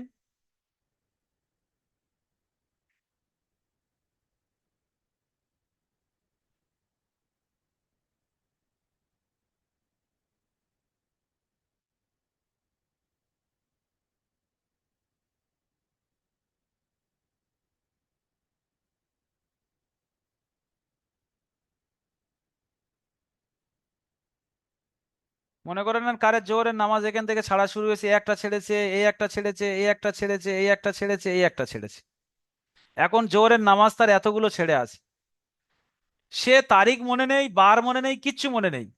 কারণ এই তারিখটাও বলতে পারছে না, এই তারিখটাও বলতে পারছে না। যদি কেউ নিয়ত করে যে আমার সর্বশেষ যে জোহরের 4 রাকাত ফরজ নামাজ ছেড়েছে তার কাজা করছি আল্লাহু আকবার, তাহলে এই নামাজটা তার আদায় হয়ে গেল, তার জিন্দেগি থেকে এই নামাজটা আদায় হয়ে গেল। এখন বলেন, ফের তার পরের দিন যদি গিয়ে জোহরের 4 রাকাত কাজা করে আর এইটা বলে যে আমার সর্বশেষ ছেড়েছে, তাহলে যখন এটা আদায় হয়ে গেছে তখন এটা অটোমেটিক সর্বশেষ এসে গিয়েছে, তখন এটা তো মুছে গিয়েছে। এটা যখন মুছে গিয়েছে তাহলে শেষ এখন এইটা। ফের যখন এটা আদায় করে দেবে তাহলে শেষ এইটা। ফের এটা আদায় করে দেবে, শেষ এটা। ফের আদায় করে দেবে, এটা শেষ। তাহলে তার জিন্দেগির প্রত্যেক দিন একটা করে আদায় করলে প্রত্যেকটা শেষ। যে আমি লেখাটা দেখাচ্ছিলাম, কি এরকম হাত তুলে দেখান, লেখাটা দেখা পাচ্ছিলেন তো আপনারা? স্ক্রিন শেয়ার করে দেখাচ্ছিলাম। আচ্ছা, তাহলে একটা করে যখন আমি আদায় করে দেবো আর একটা গিয়ে শেষ হয়ে যাবে। তাহলে প্রত্যেকবার আপনি নিয়ত করার সময় বলবেন যে আমার জোহরের যে 4 রাকাত ফরজ নামাজ ছেড়েছে তার শেষ নামাজটা আমি কাজা করছি, আল্লাহু আকবার। যখন ওটা আদায় করে দেবেন তার আগেরটাও শেষ, তারপরের দিন গিয়েও ওই শেষ নিয়ত করবেন। মানে প্রত্যেকবারে আপনি শেষ শেষ শেষ শেষ করবেন, দেখবেন একদিন গিয়ে পুরো শেষ হয়ে যাবে। হয় শেষ বলেন, নয় শুরু বলেন। তারিখ আর দিন তো আমাদের মনে নেই, তাই আমাদের এখন এরকম ভাবে নিয়ত করতে হবে যে আমার সর্বশেষ বা সর্বপ্রথম যে জোহরের নামাজ ছেড়েছে বা যে আসরের নামাজ ছেড়েছে সেটার কাজা করছি, আল্লাহ আকবার। এখন আমরা প্রতিদিন 5 বার নামাজ পড়ি, 5 ওয়াক্ত। এই 5 ওয়াক্তে গিয়ে যদি আমি 5 ওয়াক্তের কাজা করি, জোর ফজরের সময় 2 রাকাত আমি পড়বো। আর কাজা তোলার ক্ষেত্রে কিন্তু সুন্নতের কোনো কাজা হয় না, শুধু ফরজ নামাজের গুলো কাজা হয়, ফরজ আর ওয়াজিব। ওয়াজিব নামাজটা বিতির নামাজ, আর জুমার নামাজটা, আর বাকি 5 ওয়াক্তের ফরজ। তাহলে যদি আমি প্রতিদিন এইভাবে করি যে ফজরের নামাজ যেটা 4 রাকাত পড়ি, 2 রাকাত সুন্নাত 2 রাকাত ফরজ, ওর সাথে আর 2 রাকাত অ্যাড করে নেবো আমি, যে আমার পিছনের যে নামাজ ছেড়েছে তার জন্য আমি 2 রাকাত পড়বো। তাহলে 4 রাকাত নামাজ এমনি পড়ি, আর 2 রাকাত অ্যাড করলে, এরকম ভাবে যদি আমি সামনে আমল করতে করতে যাই, যদি আমি খাটিয়ায় উঠে যাই, আল্লাহ মাফ করে দেবেন ইনশাল্লাহ। কেন আমার নিয়ত ছিল যে আমি পুরো নামাজ যত ছেড়েছে আদায় করব। তার আগে আমি চলে গিয়েছি আল্লাহর কাছে, আল্লাহর কাছে গিয়ে হাজির হয়ে গিয়েছি। আল্লাহ বলবে এই বান্দার নিয়ত ছিল, দাও মাফ করে দাও। নামাজের হিসেব তো, এটা তো ফরজ মানে কি বলুন তো, একটা হয় হুকুকুল্লাহ আর একটা হয় হুকুকুল ইবাদ। হুকুকুল ইবাদের ব্যাপারটা মাফ হয় না, সেই ব্যক্তির কাছে মাপ চাইতে হবে, নয় সেই ব্যক্তির কাছে সেই জিনিসটার আদায় করতে হবে, যেটা বান্দার হক ছিল, বান্দার হক বান্দা দিতে হবে। আল্লাহ কোনোদিনও বান্দার হক নিজের দায়িত্বে নেবেন না। কেয়ামতের দিন ও গিয়ে বলবে বান্দার হক, বান্দাকে বান্দার সাথে মিলিয়ে দেবে, বলবে তুমি ওর সাথে বুঝে না, ও ব্যাপারে আমি কিছু জানি না। যদি সে না দিতে পারে, বলবে ওর মাথায় থেকে নেকিগুলো নিয়ে আর তুমি চলে যাও। কারের কাছে 10 টাকা ফাঁকি দিয়েছি, চুরি করেছি, কারের 10 টাকা খেয়ে দিইনি, কারের জমিন একটুখানি কেড়ে নিয়ে বসে আছি, কারের হচ্ছে কি মাল একটুখানি নিয়ে নিছি, কারের কাছে ধার নিয়ে দিইনি, এ সবগুলো, এটা হুকুকুল ইবাদ। বান্দার হক। এটা যত তুমি তওবা করো, তওবা করে করে চোখের পানি তুমি শেষ করে ফেলেছো, চোখ লাল করে ফেলেছো, চোখগুলো ড্যামড়া ড্যামড়া হয়ে গেছে, আল্লাহ বলবে তোর চোখের পানি তোর কাছে রাখ, তোর চোখের পানি জমিন ভিজেছে, আমার কোনো কাজে আসে না। ওই বান্দার কাছে গিয়ে মাপ চা, ওই বান্দার মাল বান্দারকে ফেরত দে। আর যদি ওই অবস্থায় আমার কাছে আসিস, কিয়ামতের দিন ওর সাথে তোর ভিড়ে দেবো, তোর মাথায় যে নেকিগুলো আছে ওর দিয়ে দেবো, ও চলে যাবে, তুই পালা, বসে বসে কাঁদ। কিয়ামতের দিন সব থেকে বড় ভিখারি ওই ব্যক্তি হবে যে দুনিয়ায় অনেক আমল করেছে, অনেক নেকি নিয়ে গেছে, কিন্তু হুকুকুল ইবাদ কিছু নষ্ট করে যাওয়ার কারণে কিয়ামতের দিন ও বসে থাকবে আর ওর মাথার উপরে সব নেকিগুলো নিয়ে চলে যাবে, ও বান্দা হয়ে যাবে ফাঁকা। কিয়ামতের দিন সব থেকে বড় আফসোসকারী ওই ব্যক্তি হবে, এত নেকি গেল কোথায়, অত নেকি নেওয়া যাওয়ার পরেও জাহান্নামে যাবে। কিন্তু নামাজটার ব্যাপারে যেটা বলি, ওটা হলো হুকুকুল্লাহ। আপনি চেষ্টা করে যান, আপনার মধ্যে কোনো চেষ্টা নেই কিন্তু ওটা হবে না, চেষ্টা করে যান যতদূর সম্ভব আপনি আদায় করেন, আল্লাহর কাছে তওবা করেন, আর নামাজ ছাড়বো না, আল্লাহ যতদূর ছেড়েছে আমি ওগুলো আদায় করার চেষ্টা করছি, আল্লাহ তুমি আমার শরীরে তৌফিক দাও, শক্তি দাও, যেন ওই নামাজগুলো আদায় করতে পারি। ব্যাস চেষ্টা করে যান। এবারে যে সিস্টেম বললাম, চাপ পড়বে না, প্রতি ওয়াক্তে এক ওয়াক্ত একটা একটা করে নামাজ কাজা তোলেন, দেখবেন সামনে গিয়ে কাজা নামাজ শেষ ইনশাল্লাহ। তো আমরা এই যাদের 25-30 বছর বয়স, কতটা নামাজ ছেড়েছে? খুব বেশি হলে 5 বছর। তো সামনে 5 বছর আপনি এই আমলটা করেন না, ক্লিয়ার, জিন্দগিতে একটা আলাদা শান্তি আসবে যে আমার এই পর্যন্ত কোনো নামাজ ছেড়েনি। ব্যাস, শান্তি, শান্তিওয়ালা জিন্দগি। এই শান্তিওয়ালা জিন্দগি কোটি টাকা থাকলেও পাবে না। কার কাছে কোটি টাকা আছে? যে শান্তি আমার কাছে আছে ও ওর কাছে আছে? ব্যাস, এই পর্যন্ত আমি আজকে সকাল থেকে এই পর্যন্ত কোনো গুনার কাজ করিনি, আমি কাউকে ধোকা দিইনি, আমি আল্লাহর নামাজ যেগুলো ফরজ করেছে আমি আদায় করেছি, যতটুকু আমার শক্তি আমি ইবাদত করেছি। আমার মতো যে শান্তিটা আমার দিলের মধ্যে আছে, ওই শান্তিটা কি কারোর বাদশার কাছে থাকবে, যে সকাল থেকে নিয়ে শুধু ফিকির করেছে কিভাবে হচ্ছে গিয়ে মানুষের বাঁশ দেওয়া যায়, কতভাবে ট্যাক্স নেওয়া যায়, কতভাবে কি করা যায়, কতভাবে মানুষের হচ্ছে গুল্লের গর্তে ফেলা যায়। সে রাত্রে ঘুমেও তার টেনশন থাকবে। মানুষ যত মানে যা কিছু করুক না কেন, ভুল করার পরেও কিন্তু ওর অন্তর ওর বলে দেয় তুই বেটা এই এই কাজটা ভুল কাজ করেছিস। কেউ বলুক আর না বলুক, ওর অন্তর ওর বলে দেয়। এবং ও ওই ভয়ে থাকে মরণের পরে কি হবে। তারপরে একটু শয়তান এসে বলে আরে যা হবে হবে, চল আগে বার, শয়তান ওকে ওইটা চাপা দিয়ে দেয়। কিন্তু ওর অন্তর কিন্তু ভয়ে আছে, মরে গেলে কি হবে, মরে গেলে কি হবে, মরে গেলে কি হবে। শয়তান এসে একটু চাপা দেয়, আরে যা হবে হবে, দুনিয়াটা শান্তি করে নে। তোর এই যে কোটি কোটি টাকা আছে, এই যে বাড়ি আছে, এই যে বিল্ডিং আছে, এই যে গাড়ি আছে, এটা মানুষের আছে? তুই একটু অহংকার করে করে চল, ব্যাস। শয়তান ওকে অহংকারে ডুবিয়ে দেবে, ও ওইটা নিয়ে ভুলে চলবে। কিন্তু ওর অন্তর কিন্তু ভয়ে থাকে সব সময়, ওর অন্তরে শান্তি থাকে না, ওষুধ খেয়ে ঘুমোতে হয়। কিন্তু আমরা যারা গরিব মানুষ, খাটি খাই, শুলেই কোথায় ঘুমিয়ে পড়ি বুঝতে পারি না, যেখানে শুয়ে দেয় বালিশ মাথায় নি তাও ঘুমিয়ে পড়ছি, মানে কোনো চিন্তাই নি তোমাদের মাথায়।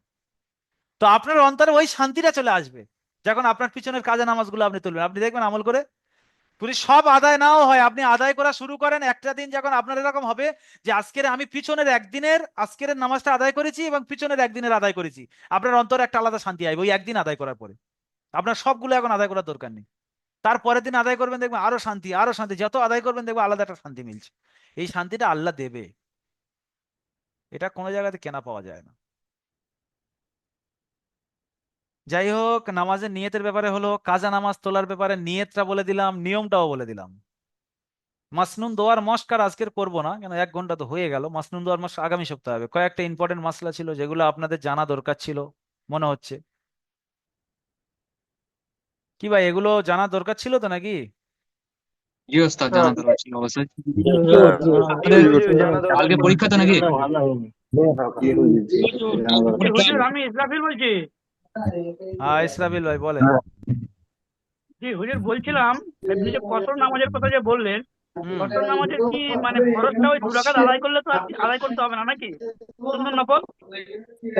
যদি এমন জায়গায় আপনি সফরে আছেন সেখানে আপনার সুন্নত নফল আদায় করার পরিস্থিতি আছে, যেমন আমি মুম্বাইয়ে গিয়ে একটা ছাত্রের সাথে দেখা করতে গিয়েছি, সে প্লেনের টিকিট কেটে দিয়েছিল যে হুজুরের সাথে স্বপ্ন আমার দেখা করার। এখন আমি কিন্তু মুসাফির, সে আমার পেলে, আরে ভাই এতটুকু সেকেন্ড নেই এতদিনে যে মিউট করতে হবে, কি জন্য মিউট খুলে কথা বলছে? শেখ শাহজাহান ভাই, শেখ শাহজাহান ভাই আপনি মিউট খুলে কেন বেকারে চিল্লাচিল্লি করছেন বলেন? কোনো দরকার আছে? আমি যখন কোনো কথা বলবো তবে তো মিউট খুলবো, কোনো দরকার নেই মিউটটা খুলে অন্য জায়গায় কথা বলছি। আমি একটা ছাত্র প্লেনের টিকিট কেটে দিয়েছি, এখান থেকে কলকাতা থেকে প্লেনে বসে মুম্বাই গিয়েছি। তানার রুমে গিয়ে বসে আছি, তাহলে আমি মুসাফির, কিন্তু ওখানে পরিস্থিতি এমন কি যে সুন্নত নফল ছাড়ার নয়, তাহলে ওই ক্ষেত্রে আমার সুন্নত নফল পড়া পড়া যায়, না পড়লে গুনাহ হবে না, কেন মুসাফির আছে। কিন্তু এমন একটা পরিস্থিতি আমি যাচ্ছি হেঁটে হেঁটে গিয়ে, একদম মানে মুসাফির সফর মানে কষ্ট, ট্রেনে গিয়েছি, ট্রেনে ভিড়, লোকাল ট্রেনে উঠেছি ভিড়, সেখানে গিয়ে পা হাত পা ফুলে গিয়েছে, ব্যথা হয়েছে, সেখানে আর কিন্তু মানে ভালো লাগছে না। ওটা একটা সফর। আর একটা সফর আমার ছাত্র টিকিট কেটে দিয়েছে, আরামে প্লেনে বসেছি, ওখানে নেমেছি, আবার 4 চাকা দাঁড়িয়েছিল, উঠেছি, গিয়ে কামরায় প্রবেশ করেছি, ওই একটা পরিস্থিতি। তাহলে পরিস্থিতি কিন্তু দু রকম, একটা পরিস্থিতিতে জি পুরো হুজুর। কোনো ক্লান্তি আসে না, আর একটা পরিস্থিতিতে পুরো একদম থাকান। তো দুই ক্ষেত্রে দুই রকম হয়ে যাবে, কোনো ক্ষেত্রে সুন্নত পড়েন, কোনো ক্ষেত্রে না পড়েন, কিন্তু কসরের ক্ষেত্রে কিন্তু মাপ আরেকটা আছে। প্রশ্ন, আরেকটা বলছিলাম যে কাজা নামাজ কখন করে পড়া চলে আর কখন চলে না? কাজা নামাজ চলে কি সবসময় চলে? চলে, সবসময় শুধু চলে। যে, আরে ভাই আমিনুল ভাই বলছি, শুনছি, একটা ভাই প্রশ্ন করেছে, ওই প্রশ্নটার উত্তর কি আপনাদের সবার জানা আছে? জেনে নেন, কাজা নামাজ কখন চলে কখন চলে না, তো ভালো প্রশ্ন তো। সব সময় কাজা নামাজ চলবে, শুধু ওই 3টে সময়: গুরুব এ শামস, তুলু এ শামস, ইস্তিওয়া এ শামস। সূর্য ওঠার সময়, ডোবার সময়, মাথার উপর থাকার সময়, মানে একদম ভরা দুপুর বেলা। ওটার একটা ক্যালেন্ডারে টাইম দেওয়া থাকে, হ্যাঁ, মসজিদে যে বই থাকে দেখবেন, ওখানে দেওয়া থাকে যে 5 মিনিট দুপুর বেলা, তোমার এশরাকের টাইমে মানে ফজরের নামাজের পরে ওই সময় 10 মিনিট, মগরিবের সময়ও 5-7 মিনিট 10 মিনিট নামাজ চলে না, বাকি সব সময় নামাজ চলে। জি জি হুজুর, আমি বাবলু বলছি। একটা কথা বলতে হুজুর আমি একটা প্রশ্ন করবো। আমি সিরাজুল বলছি হুজুর। সবার প্রশ্ন আছে আমি জানি, একটা জিনিস আমি বলে দিই, সবার হাত নামিয়ে দিয়েছি, এই লাইভে থেকে সবার প্রশ্ন নেওয়া সম্ভব নয়। যতগুলো দিয়েছি ফায়দা হয়েছে আপনাদের, এবার একটু একটু যেগুলো ডাউট আছে, যদি বাড়ি বাড়ি করে আমার হোয়াটসঅ্যাপ থেকে জেনে নেন হবে। কেউ মনে এটা কষ্ট নেবেন না যে হুজুর লাইভে আমার প্রশ্নটা নিল না। এই 1 ঘন্টা বয়ান করলাম, আপনাদের অনেক কিছু জানা ছিল না, জানা হলো। এবার ছোটখাটো একটু আধটা ডাউট আছে, এটা এটা ওটা। হুম, আমার হোয়াটসঅ্যাপ নাম্বার সবার তো গ্রুপে দিয়ে দিয়েছি, পুরো একদম এই কমিউনিটিতে দিয়ে দিয়েছি, সকলের কাছে আছে। এবার যেগুলো একটু একটু ডাউট আছে, আজকে অনেক রাত আছে, আজকেরও করবেন না, আজকেরও মাথা ভারী হয়ে যাবে, তাহলে কালকের করেন, লিখে রাখেন যে আমি হুজুরের কাছ থেকে এটা জানি না, এটা জানার বিষয় আছে, তাহলে হুজুরের কাছ থেকে জেনে নেবো। হুম, সবাই যদি লাইভে হলে মানে হুজুর হুজুর হুজুর করেন, সকলের নেওয়া কি সম্ভব এত ছাত্র? ওই জন্য এটা কেউ কষ্ট মনে নেবেন না, আর খারাপও মনে করবেন না, সম্ভব নয় এত ছাত্রের প্রশ্ন নেওয়া। আমার হোয়াটসঅ্যাপ নাম্বার তো আপনাদের দিয়েছি, আর কেউ এখানে একজন বলুক যে হুজুরের কাছে প্রশ্ন করি তার উত্তর দেয়নি, কোনো বাপের বেটা আছে বলুক, চ্যালেঞ্জ করছি, বলুক। রাত 12টা 1টা 2টো হলেও আমি উত্তর দিই। আমি এটা মনে করি যে ছাত্রটা এটা প্রয়োজন বলে আমার কাছে মেসেজ করেছে, আমি যথাসাধ্য চেষ্টা করি, যদি যত কাজে থাকি হোয়াটসঅ্যাপে আমার সাউন্ড হলেই আমি হোয়াটসঅ্যাপে চলে যাই, গিয়ে তার শুনে সঠিক উত্তরটা দেওয়ার চেষ্টা করি। কেউ বলতে পারবে না যে হুজুরের কাছে প্রশ্ন করি হুজুর উত্তর দেয়নি। যেহেতু আমি উত্তর দিই, তাই আমি হচ্ছে গিয়ে বলতে পারি আপনাদের যে মনে এখানে কষ্ট নেবেন না, হোয়াটসঅ্যাপে করবেন, হোয়াটসঅ্যাপে বলে দেবো। আর আপনারা এই যে প্রশ্নগুলো আপনাদের কিন্তু ছাত্রদের মধ্যে থেকে করেছে, তাহলে আপনি কেন প্রশ্ন করেন না? আপনি প্রশ্ন করেন, অনেক ভাই এখানে আছে আমার হোয়াটসঅ্যাপে জীবনে মেসেজও করেনি, অনেক ভাই এখানে আছে, মানে করেন। আপনার মনের মধ্যে যে প্রশ্নগুলো আছে, আপনি দারুল আমাল একাডেমিতে ভর্তি হয়েছেন শুধু কোরআন শিখবেন, ইসলামের উপরে চলার জন্য যা কিছু প্রয়োজন আমি ভিডিওতে বলি, শিখিয়ে থাকি। তার মানেটা কি? এই যে লাইভটা করলাম, আপনাদের দিনের উপর চলার জন্য এগুলো কিন্তু প্রয়োজন, এগুলো শিখিয়ে থাকে, আমি যে ভিডিওতে বলি সেগুলো তো করছি। এবারে আপনার কি প্রয়োজন আছে হয়তো আমি জানি না, তো সেটা তো আপনি আমার হোয়াটসঅ্যাপে করবেন, না করলে আমি জানবো কিভাবে? তাহলে আপনার একটা কাজ আছে যে আমার চলাফেরার পথে যেগুলো প্রয়োজন হবে আমি হুজুরকে জানাবো, সেটা হেল্পলাইনে নয়, সাপোর্টেও নয়, আমার কাছে। আর ক্লাসের হুজুরের কাছে নয়, যে ক্লাসে হুজুরের কাছে গিয়ে বলছেন হুজুর জুমার নামাজটা হয় না কি হবে, ওখানে শুধু 1 ঘন্টা যে হবে, পিছনের পড়া সামনে পড়া, ও ছাড়া আর কোনো কথা হবে না, বাকি যা কিছু এক্সট্রা হবে সব আমার কাছে। ওখানে যদি কেউ বলে হুজুর একটা প্রশ্ন করেছি, হুজুর বলেন না, হুজুর ওখানে পড়ানোর জন্য গিয়েছে, আপনার ওখানে এক্সট্রা প্রশ্নের উত্তর দেওয়ার জন্য যায়নি। তাহলে এ ছাত্র একটা ও ছাত্র একটা করতে করতে দেখবেন সবক হবে না, কোরআন না শিখে দেখবেন অন্য কিছু শিখে ঘরে গেছেন। তো সেই জন্য কোরআন শেখার জন্য ওই ক্লাসগুলো শুধু কোরআন শেখানো হবে, আর এক্সট্রা যেগুলো দরকার সেগুলো এখানটায়। আচ্ছা, একটা ভাইয়ের প্রশ্ন নেবো, একটা ভাইয়ের দেখি, আরশাদ আলী ভাই বলেন। আসসালামু আলাইকুম ওয়া রাহমাতুল্লাহি ওয়া বারাকাতুহু। ওয়ালাইকুম আসসালাম রহমতুল্লাহ বরকাত। হুজুর, হ্যাঁ, বহুত দিন পরে কথা বার্তাছি। বহুত দিন বলছিলাম কি, বহুত দিন পরে তো দেখাও পাচ্ছি, পয়সা পয়সা হয়ে গিয়েছে, এখন পয়সার পেছনে ছুটছেন আর আসছেন লাইভে। আসছি তো, ডেইলি আসতেছি, যা সপ্তাহ তো আসছিলাম। হুজুরের কাছে যদি মানে হাত পা তুলি কথা বললে পয়সা টয়সা যদি দিতে হয়, সে ব্যাপারে হয়তো ক্যামেরা বন্ধ হাত করে তো লুকিয়ে লাকিয়ে আছেন। লুকিয়ে থাকি না, লাইটটা অফ করে দেয়া গেছে। আচ্ছা, বলেন। বলছিলাম কি, নামাজ পড়ার টাইমে সেমনেতে যে নামাজ পড়া অবস্থায় হুম। বাকি নামাজ পড়ে যে সেমনেতে যায়, এটার বিষয় কি? দেখুন, আপনার সামনেতে যাচ্ছেন, আপনি যে নিয়ে দুটো হাত বেঁধে দাঁড়িয়ে যখন আছেন, সেজদাতে আছেন তো দেখা পাবেন না, রুকুতে আছেন ও দেখা পাবেন না। যদি দাঁড়িয়ে অবস্থায় থাকেন আর সামনে থেকে যাচ্ছে, একটা হাত তুলে এরকম গার্ড করবেন যে আমি নামাজ পড়ছি, হয়তো সে দেখা পায় না, তাহলে সে দেখা পেয়ে যাবে। আর তারপরেও যদি তিনটে কাতারের সামনে থেকে যায় তাহলে কোনো ব্যাপার না, যে আপনি যেখানে নামাজ পড়ছেন তার তিনটে কাতারের আগে থেকে যাচ্ছে, মানে আপনার নজর তো আপনার সেজদার জায়গায় আছে, তাহলে তার দিকে নজর তো আর যাবে না। আসলে এটা যাবেন। যাওয়া নিষেধ, মানে কেন বলুন তো, এতে নামাজের যাতে বিঘাত না ঘটে, নামাজির বিঘাত যাতে না ঘটে। এখন আপনি যখন আপনার নামাজের ধ্যানে আছেন আর আপনার সেজদার জায়গায় চেয়ে আছেন, তিনটে কাতার সামনে থেকে যখন যাবে আপনি তাকে দেখতেইও পাবে না, যদি আপনার সঠিক জায়গায় নজরটা থাকে। আর যদি আপনি ওপরের দিকে চেয়ে থাকেন তো দাঁড়িয়ে দেখতে পাবেন। আর যারা যাচ্ছে ওদেরকে যাওয়া উচিত নয়, যদি আন্দাজে বেভুলে চলে যায় তাহলে সে ব্যাপারটা আলাদা, কিন্তু দেখে শুনে যদি কেউ যাচ্ছে ওরা পড়ছে পড়ছে যাই, মানে কারণ নামাজের বিঘাত ঘটালো, আপনার নামাজের মধ্যে ও একটা খলত ডাললো, তাহলে ওর কিন্তু অনেক বড় গুনাহ হবে। আর যদি আপনার সামনে থেকে যাচ্ছেন, আপনি দেখতে পাচ্ছেন হয়তো সে দেখা পায় না, আপনি হাতটা দাঁড় করিয়ে দেবেন, দিলে সে দাঁড়িয়ে যাবে, গিয়ে সাইড হয়ে যাবে।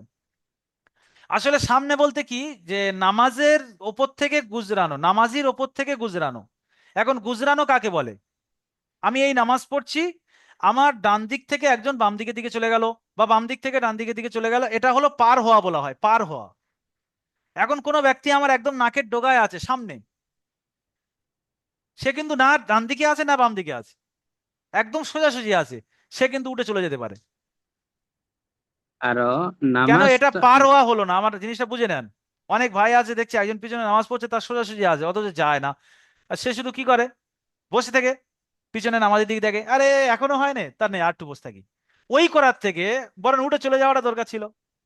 এখন এই যে বসে ঘুরে আবার একবার দেখে, যেই এরকম করে, ওই নামাজিটার ভাব কি আসে, আরে আমার নামাজটা তাড়াতাড়ি শেষ করতে হবে, আমার সামনেওয়ালা ব্যক্তি পেরেশানে আছে আর ও আমার জন্য বসে আছে, একদম ও পেরেশানে আছে, তাহলে এই নামাজটা শেষ করার চক্করে থাকে। সুতরাং এই ক্ষেত্রে উচিত হলো এটা, যে আপনি যখন একদম তার সোজাসুজি আছেন, হয় ডান দিকে সরে বেরিয়ে যান, নয় বাম দিকে সরে বেরিয়ে যান, ওর জন্য অপেক্ষা করার দরকার নেই। আর যদি আপনার জিকির আকার করার থাকে, যাওয়ার দরকার নেই, চলো নামাজ শেষ করলে তবে যাব, আপনি বসে জিকির করেন, কোনো অসুবিধা নেই। আরো নামাজের সালাম ফিরার টাইমে মুখটা কেবলা মুখে থাকবে। কোলের উপর থেকে যাবে সোজা দামনায়, হুম। হুম, আবার দামনায় থেকে কোলের উপর থেকে যাবে এ দামনায়, ঠিক আছে, আমার প্রশ্ন হয়ে গেছে হুজুর। কোলের থেকে। আর কারের প্রশ্ন নেবো না, একজনের নেবো বললাম, ওই আপনিই পড়েছেন, আপনার মুখটা অনেকদিন পরে দেখতে পেলাম বলে ওই জন্য করে জিজ্ঞেস করে নিলাম। আল্লাহ। আচ্ছা, মীর কাসেম ভাই বলেন।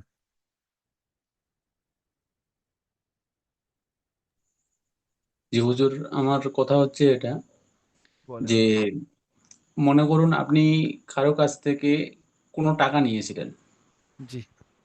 তো সেই টাকাটা আপনি তাকে দিতে পারেননি, হয়তো সেই মানুষটার খোঁজ আপনি পাচ্ছেন না, হয়তো কোনো একটা আনজান ব্যক্তির কাছে আপনি কোনো একটা মুসিবতে টাকা নিয়েছিলেন, সেই ব্যক্তির খোঁজ আপনি পাচ্ছেন না, তো সেই ক্ষেত্রে আমার করণীয় কি? ওটা আমার দিয়ে দেবেন, হয়ে যাবে। সেটাই আমার জানার দরকার, কারণ অ্যাকচুয়ালি এরকম আমার জীবনে হয়ে আছে। আপনি যখনই এই কথা বললেন, অতএব আমার এখান থেকে অন্তরটা ভিতর থেকে প্রচুর হারে কাঁপতেছে যে আমি এটাকে কি করে সলিউশনটা খুঁজে পাবো। অ্যাকচুয়ালি আমার লাইফে এরকম 3টা কেস হয়ে আছে। আচ্ছা, একটা বিপদে পড়েছেন আর কারের কাছ থেকে ধার নিয়েছেন যে ভাই আপনার দিয়ে দেবো, তা সেই ব্যক্তির নাম্বার বা কোনো তালাশ তো আপনাকে রাখা দরকার ছিল, মানে ছিল, কিন্তু আমার ফোন হারিয়ে গেছে, সেই ফোন থেকে আর পরে তো নতুন ফোন কিনছি, তারপর থেকে জানি না সে কোথায় আছে। তাকে ফেসবুকে অনেকবার দেখছি, সার্চ করছি, কিন্তু তার কোনো অনুসন্ধান পাচ্ছি না। তো আমি আচ্ছা, সেই ক্ষেত্রে জানতাম।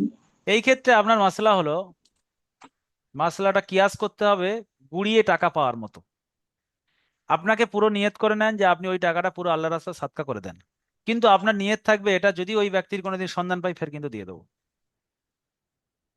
এটাই কথা, হারিয়ে টাকা মানে গুড়িয়ে টাকা পাওয়ার মশলা। গুড়িয়ে টাকা পেলে 3 দিন এলান করতে হবে, তারপরে সৎকা করতে হবে। যদি ওই সৎকা করার পরে ওই ব্যক্তি ফের ফিরে আসে যে ওই টাকাটা আমার, আর পুরো একদম প্রুফ দিয়ে দিচ্ছে ও সৎকা করেছে, ওটা সৎকাও হয়ে গিয়েছে, আর এর গাঁটেই থেকে এখন ওই টাকাটা মানে একদম নিজের পকেট থেকে টাকাটা, খাটনির পয়সাটা ফের দিতে হবে। এটা হলো, ওই জন্য টাকা কুড়োলে খুব মুসিবত। মেইডে চলে যান কোনো ব্যাপার না, কিন্তু ওই তুলে নিয়েছেন মানে আপনার জিম্মেদারি হয়ে গেছে। তো এখন আপনার মশলাটা ঠিক ওর সাথেই সেম হয়ে যাবে, যে আপনার হচ্ছে গিয়ে সৎকা করতে হবে, কিন্তু ওই ব্যক্তির যদি সন্ধান আপনার ফের হয়ে যায় তাহলে ফের কিন্তু দিতে হবে। আপনি তাকে বলতে পারবেন না যে আমি সৎকা করে দিয়েছি, আপনার পাইনি বলে এতদিন, করতে পারবেন না। এবার সেই ক্ষেত্রে যদি বেশি টাকা হয়, কিন্তু বেশি যদি মনে হয় 4-5 লাখ টাকা, তখন কিন্তু একটা পেরেশানি জায়গা। যদি অল্প টাকা হয়, 50-100 টাকার ব্যাপার বা 500 টাকার ব্যাপার, সেটা সৎকাও করেছি ফের তাকে দিয়েও দিয়েছি, এটা হয়ে যায়। কিন্তু যখন একটা গুড়িয়ে পেয়েছি, মনে করেন 1 কোটি টাকা, সেটা আমি সৎকাও করে দিয়েছি, আর ফের হচ্ছে গিয়ে ওই ব্যক্তি চলে এসেছে, এই ক্ষেত্রে কিন্তু একটা ব্যাপক ব্যাপার হয়ে যায়। বুঝতে পেরেছেন মীর কাসেম ভাই? জি জি জি জি। ঠিক আছে, রাত তো 11টা 6, এই পর্যন্ত থাক, আবার ইনশাল্লাহ আস্তে আস্তে আলোচনা হবে।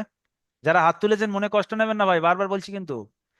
হ্যাঁ, এমডি সাদ্দাম ভাই, মনে কষ্ট নেওয়ার কোনো জায়গা নেই। আশরাফ গায়েন ভাই, দেলোয়ার ভাই সব পুরানো দেখা পাচ্ছি, এই দেলোয়ার টেলোয়ার সব পুরানো, এই সাদ্দাম ভাই, আর কার চিনতে পারছি না। ওমর ফারুক ভাই হাত তুলে আছে, ওমর ফারুক ভাইয়ের হাত তোলার প্রশ্ন নেওয়াটা জরুরি আছে। ওমর ফারুক ভাই বলেন, শরীর কেরাম আছে? হুজুর আসসালামু আলাইকুম। ওয়ালাইকুম আসসালাম রহমতুল্লাহ বারাকাত। একটু ভালো আছি এখন। পুরো ব্যথা শুকিয়ে গিয়েছে? ব্যথা শুকিয়ে গেছে, সেলাই কাটিনি এখনো, সোমবারে বলছে কাটতে। আচ্ছা, বেশি জোর দেওয়ার দরকার নেই, পড়াশোনা করার দরকার নেই, ওতে বেশি কথা বলাও তো নিষেধ আছে মনে হচ্ছে। কথা বলা একটু নিষেধ আছে, এই জন্য আমি অত কথাও বলতেছি না, শুধু শুয়ে শুয়ে দেখতেছি, শুনতেছি যে আমার শুয়ে থাকাটা ঠিক না, অথচ তবুও শুয়ে দেখতেছি, এখন কি করবো? এমন ক্লাসের পড়াগুলো বেশি তৈরি করার জন্য জোর দেওয়ার দরকার নেই, যেহেতু আপনার কোরআনের নাজরা রিডিং সব চালু হয়ে গিয়েছে।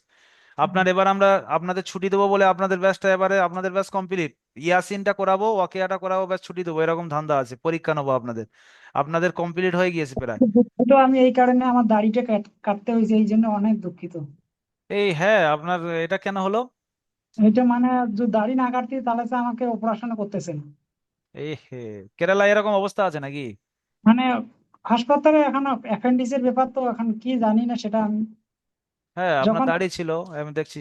দাড়িটা না, যখন থেকে কাটিনি তখন থেকে আমাকে ঢুকায়নি, যখন দাড়ি বলছে দাড়ি কাটো, পুরো শরীরের পশম কেটে দিছে, কোনো জায়গা বাদ নেই।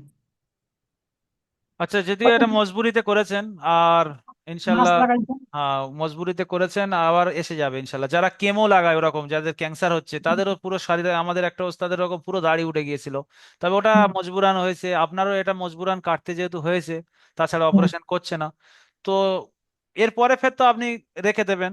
হুম। জি জি। মজবুরান করেছেন, কোনো অসুবিধা নেই, থাক। ওর পরে আর হাত লাগাবেন না, নিয়ত করে নেন ইনশাল্লাহ, ফের আস্তে আস্তে ওটা দাঁড়িয়ে এসে যাবে ইনশাল্লাহ। লাগাবো না, আমি ছোট থেকে রাখছি, তবুও সেদিন ওদেরকে কাটতে দেয়নি, আমি ওই শরীর দিয়ে আমি নিজে কাটছি, আচ্ছা আচ্ছা। হ্যাঁ, ওদেরকে এটা হাত একটা অনেক দিয়ে নিজে কাটছি। কষ্টের জিনিস। আপনার দিনের প্রতি যাদের মহব্বত ভালোবাসা আছে, এই সব হুম, জিনিসগুলো অনেক কষ্ট লাগে। হুম, তারপরেও আমরা এমন জায়গায় বাস করছি, চলেন, লাইভে আছি, সব জিনিস ক্লিয়ার বলার নয়, বুঝতে পারছি হুম, আমরা সবাই পরিস্থিতি। ঠিক ঠিক। আল্লাহ আমাদের সবাইকে মুসলমানের জান মাল আবরু ইজ্জতকে হেফাজত করুন, এবং সম্পূর্ণ যে সমস্ত দিনী প্রতিষ্ঠানকে আল্লাহ হেফাজত করুক, আমিন। মাদ্রাসা মক্তব খানকা মাদ্রাসা মসজিদ সবকিছু। জি জি তার মধ্যে ইনশাআল্লাহ। এখন একটা আমাদের যে অনলাইন প্ল্যাটফর্ম দাঁড়িয়েছে, এসব আগে ছিল না, এখন এই প্ল্যাটফর্ম থেকেও হাজার হাজার মানুষের ফায়দা হচ্ছে। আল্লাহ এই প্ল্যাটফর্মকেও, বা যারা এরকম প্ল্যাটফর্ম করছে, করার চেষ্টা করছে, তাদেরকেও আল্লাহ সে প্ল্যাটফর্মকে একটা জায়গায় পৌঁছে দিক এবং হেফাজতও করুক।